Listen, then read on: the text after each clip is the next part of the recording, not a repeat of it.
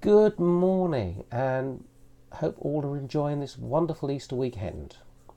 Now, for those who've heard me speak, and I do tend to speak quite regularly, as you know, I would have known this story, but I thought I would share it with the rest of the world.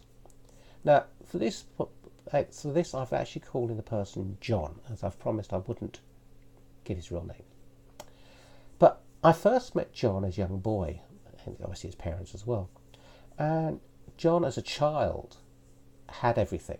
He had his eyes sparkled, beautiful blue eyes, and they sparkled, and he had a wonderful sense of humour and an innate sense of mischief. He would get up to just things that weren't bad, just naughty and silly, and the teachers loved him.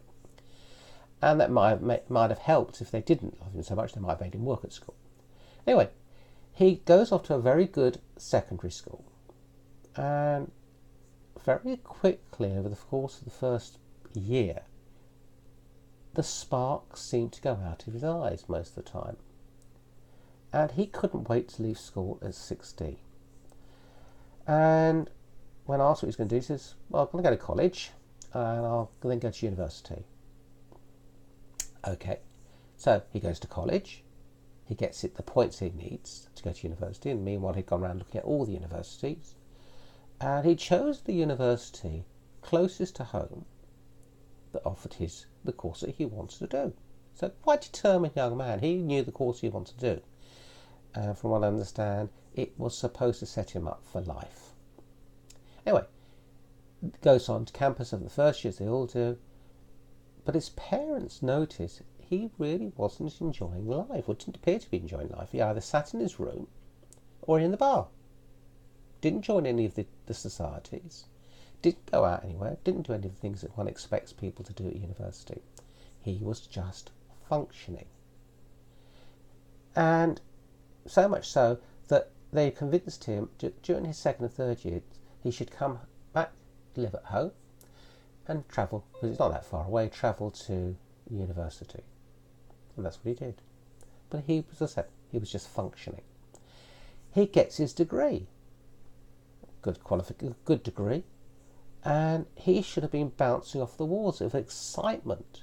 He got the degree and the course that he wanted. It should set him up for life. But he still was just functioning. All he'd do was sit in the corner. Come home, he'd sit. And eventually he got to the point where his parents were exasperated, and they eventually got him to do something that he needed to do. They got him to cry and tell them what the problem was. And it turns out he'd been bullied at secondary school, quite mercilessly, but it wasn't sort of physical abuse, it was mental abuse. On top of that, one of the teachers he trusted and spoke to started to abuse him as well. And every time he spoke to anybody and just told them what was going on, it seemed that they turned it on him. So he decided that he wouldn't share his life with anybody. That way he couldn't get hurt. But he got to a point where he knew he had to seek help. He was quite traumatised by it. So it just so happens that John's parents like watching programmes like The Biggest Loser. Now, this is a fantastic way of looking at life. This is a programme about very overweight people who, when they reach a certain part in their weight loss and their journey, they're made to confront their past. Because each person on this programme has a very sad story to tell them why they got to the size they were.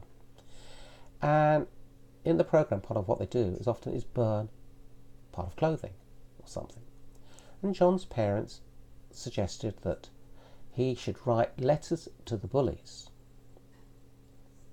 and then he could maybe burn them. So John wrote letters. He came down with, I think, 4 or 5 letters. And he also brought down a shirt. His parents said, what's that for? And on the shirt there were signatures. And apparently when they left school, everybody in his year would sign a shirt. And even though the bullies had made his life hell, he didn't want to get rid of the shirt at that time, until then. And he said, can I burn this as well? And his parents said, of course you can. And John's father was telling me, he said it was amazing to watch when as the letters were burning, as the shirt was burning, tears were just rolling down his eyes. And he didn't say anything. He was mumbling something. And his mother said he was saying, "Never again. You can't hurt me again." Anyway, bonfire goes out. He dries his eyes. And his sparkle had come back. There was just a sparkle there. Went, as obviously these things do, it's a little flicker.